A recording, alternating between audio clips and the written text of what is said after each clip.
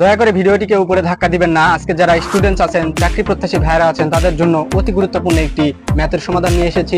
ভগ্নাংশ দুইটির যোগফল কত, ভগ্নাংশ দুইটির যোগফল কত, এইরকম অঙ্ক আমরা মাত্র 5 সেকেন্ডেই সমাধান করতে পারবো। প্রথমে অঙ্কটি তুলে নিই।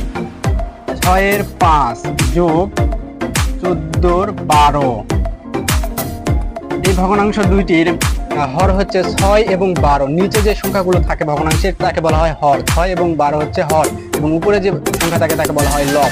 5 এবং 14 হচ্ছে লব। তো 6 এবং 12 আমাদের লসাগু করতে হবে। 6 এবং 12 লসাগু করলে হবে 12।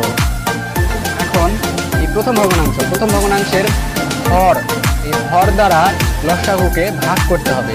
6 দ্বারা 12কে যদি আমরা ভাগ করি, ভাগফল হবে 2।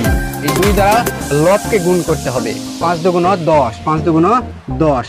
হর দ্বারা লসাগুকে ভাগ, ভাগফল দ্বারা লবকে গুণ। 6 দুগুণ 12, ভাগফল 2 দ্বারা 5কে গুণ করলে হবে 10। এই যোগ চিহ্ন এখানে বসাতে হবে। আবার এই পরবর্তী ভগ্নাংশের হর দ্বারা এই লসাগু 12কে ভাগ করতে হবে। 12 দ্বারা 12কে যদি আমরা ভাগ করি, ভাগফল হবে 1। এই 1 দ্বারা যদি আমরা 14কে গুণ করি, ভাগফল 1 দ্বারা 14কে যদি গুণ করি, তাহলে হবে 14 করে 14। এখন উপরের দুই সংখ্যা আমাদের যোগ করতে হবে। 10 এবং 14 যোগ করলে হবে 24। এবং এই ভগ্নাংশের হর 12 এখানে লিখতে হবে। এখন 12 আর 24 আমরা যদি কাটাকাটি করি, 12 করে 12, 12 দুগুণ 24, 12 দুগুণ 24, তাহলে উত্তর আমাদের হবে 2। আনসার এটাই।